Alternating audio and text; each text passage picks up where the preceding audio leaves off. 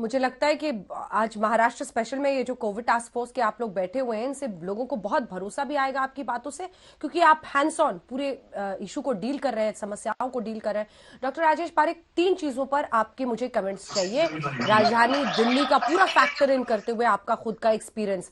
एक तो ऑक्सीजन कितना क्रूशियल वो ट्रीटमेंट में है, उसके अभाव को लेकर दिल्ली में क्या तैयारी है, क्या फॉरवर्ड प्लानिंग सरकारों को करनी चाहिए। दूसरी तरफ रेमडेसिविर के बारे में जैसा वो लोग बता रहे हैं, और तीसरा ये बहुत ही इंटरेस्टिंग चीज उन्होंने बताया कि जो पेशेंट्स है वो पेट के बल सोए तो इससे आपका ऑक्सीजन इंटेक जो है वो ठीक रहेगा।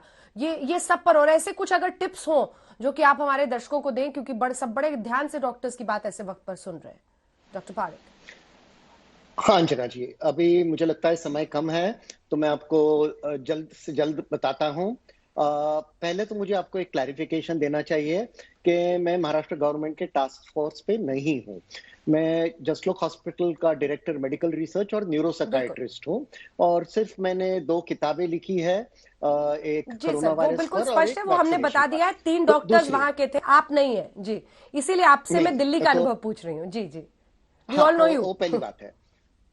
दूसरी बात ये है कि रेमडेसिविर के बारे में नवंबर में, गए नवंबर में डब्ल्यूएचओ ने सॉलिडारिटी ट्रायल का डेटा पब्लिश किया था। सॉलिडारिटी ट्रायल ये दुनिया की सबसे बड़ी ट्रायल थी, जो देख रही थी कि अलग अलग दवाइयों का कोविड पे क्या असर होता है।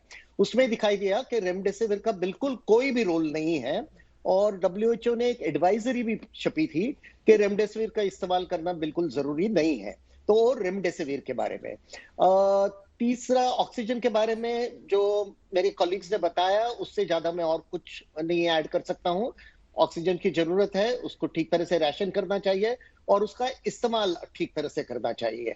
और आपने, जब मैं आपकी तस्वीरें देख रहा था ब्रेक में, आपने 4 तस्वीरें दिखाई।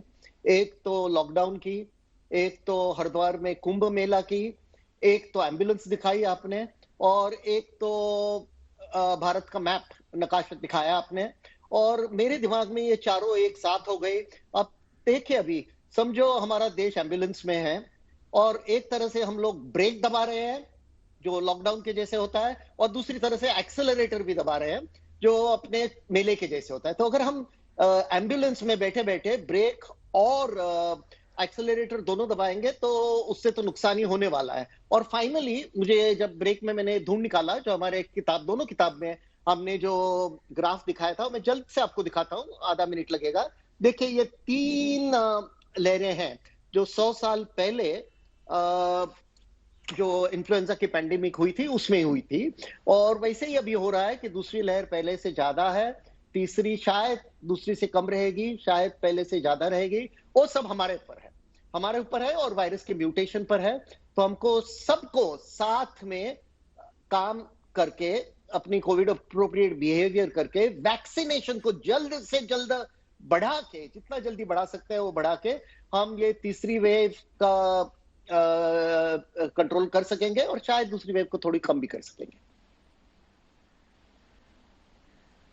बिल्कुल, बहुत ही इन्फॉर्मेटिव आपकी तमाम बातें डॉक्टर पारिक। और सबसे दिलचस्प बात आपने यही कही कि एक तरफ हम एम्बुलेंस में बैठे हैं, एक तरफ एक्सेलरेटर भी दबा रहे हैं क्योंकि पब्लिक गैदरिंग्स हो रही हैं, चाहे वो कुंभ मेला हो, चाहे चुनाव प्रचार हो, और तीसरी तरफ हम मिनी लॉकडाउन, वीकेंड लॉकडाउन के साथ ब्रेक भी लगा रहे हैं। एक गाड़ी पर आप दोनों तरफ पैर दबाकर नहीं रख सकते हैं, आपको एक तय दिशा में बढ़ना पड़ेगा अगर इस बीमारी को हराना है। आप तीनों का बहुत बहुत धन्यवाद हमारे साथ इस चर्चा में शामिल होने के लिए।